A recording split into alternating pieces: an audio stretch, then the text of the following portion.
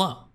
If you watched my previous video, then you already know that I've been having a lot of fun with Zenless, and even though I have not been able to get every agent that I would like, my luck with the 50/50s is about as bad as it can be. Here's how my journey has gone so far.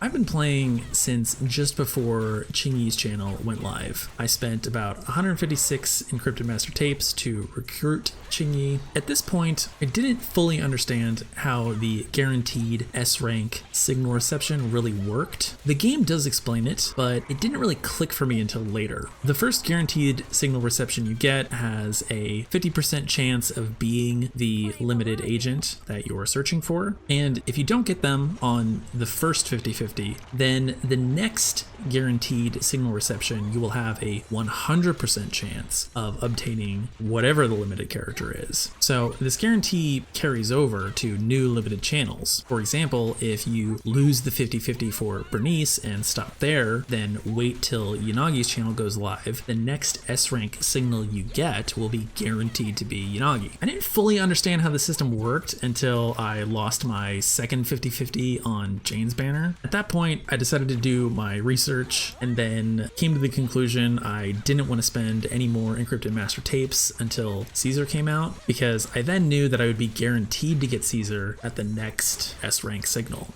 Once Bernice's channel went live, having recruited Caesar, I looked at my current teams and decided that searching until the 50/50 for Bernice would probably be a good investment for me. Lucy was one of the boosted A rank characters, and I already had her on my main team at Mindscape 3, so if I could obtain Bernice and maybe a couple copies of Lucy at or before the guaranteed S rank signal, I knew I would still have enough polychrome on the horizon to be able to pick up whatever next agent came after her. Mind you, this is a bit before we knew that Yanagi and Lighter were up next and what the details of their kits were. At the time of recording this video, my main team consists of Caesar, Soldier 11, and Lucy, and my secondary team is Chingy, Korin, and Rena. I am 2 for 4 on recruiting agents so far, having lost the 50/50 for Jane and most recently the 50/50 for Bernice. However, this does mean that I do have a 100% guarantee on my next S rank signal, so if I decided to try and recruit Yanagi or Lighter, I could definitely get one of them, but I don't really need another stun character, and I'm not sure that Yanagi will improve my second team enough to make the difference just yet. Haven't gotten to play her kit, so the jury is still out. So with the way signal searches break down, I have managed to get 5 guaranteed S rank signals. I think my average master tape spend for each one was about 75. If my luck was closer to the average 50% win rate that I'm assuming it should be, given that it's a 50/50, then it's quite possible that I would have one or even both of the S tier agents that I've missed out on. I guess the bottom line is that your luck with the 50/50s is crucial as a low spend player, and even more so as a free to play. But even with the worst luck, you should still be able to obtain at least half of the limited characters. Now, if there is something that I'm missing here, or you have more experience with Hoyo or Gacha games that says I'm way off, or maybe I'm just an outlier with my bad luck, please hop in the comments and let me know so I can feel a little less bad about being so unlucky. But as it stands, if you are low spend or free to play, you will very likely not be able to obtain all of the limited characters unless you have the opposite luck from me, in which case you've won all of your 50/50s, which, you know, I would say nice. Congrats. Happy for you.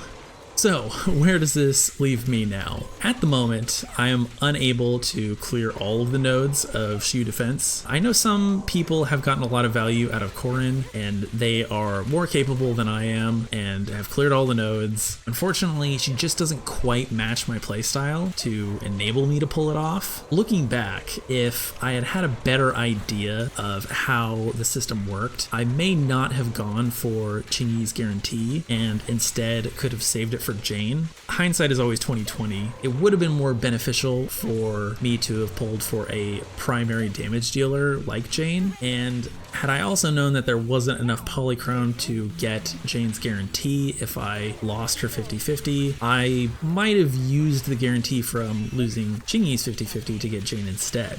I do really feel like that would have set me up for more success in clearing Shiyu nodes at this point, but I can only look forward and try to plan better on who to spend my encrypted master tapes on. There is a lot of hype for Miyabi. She seems to be the next main on-field damage dealer, and since I got 2 Lycons from my lost 50-50s and an M5 Sukaku, it would seem I have the fixings for building an ice team, which would be kind of poetic to have fire and ice teams. I do have my concerns about Soldier 11 holding up to the harder and harder enemies the further we go, but I doubt she will be made completely obsolete before we get the rest of Obel Squad whenever they show up. I got the impression from the Sons of Caledon channels that even though Lucy and Piper have been in the game since the beginning, they still made sure that when the new Sons of Caledon characters came out, that they were at least somewhat competitive. However, this is more of like a power creep topic, and that might be something that I save for discussing in another video. Now, would I say that this makes the game less fun for me? Maybe a little. I know that I'm not missing out on too much. I think, if anything, I'm more bummed by just how bad my luck is. Though this should mean that I have a 50-50 win streak in my future, if everything is supposed to average out, which is a nice thought. But in any case, I know the longer that I play the game, the more characters and resources I'll collect, and the stronger my teams should become. I don't really have any doubt that eventually I'll be able to clear all of the content in the game and remain a low spend player. But in the meantime, I really love the world that they have introduced to us, from the slice of life running hipster blockbuster to the interconnected black hole adjacent nature of the Hollows. There are just so many questions I have, and I can't wait for whatever the next lore drop will be. I really appreciated all of the comments and discussion in the last video's comment section. After hearing about how well Oyo has handled their other game stories, I'm feeling pretty confident that they'll deliver. So even if I can't clear Shiyu defense, I'll at least be able to experience a good story. Anyways, thanks for watching to this point. If you enjoyed the video or got something helpful, please consider hitting the like button. This video is mainly just to kind of pair with my previous one so that people can have a better understanding of where I'm coming from as a player with the luck I've had, the characters I've got. I have more videos planned, and I'll be going into some of the story and lore here pretty soon. So if you'd like to watch that, the subscribe button, keep an eye out, and thanks again for watching, and I will catch you in the next one.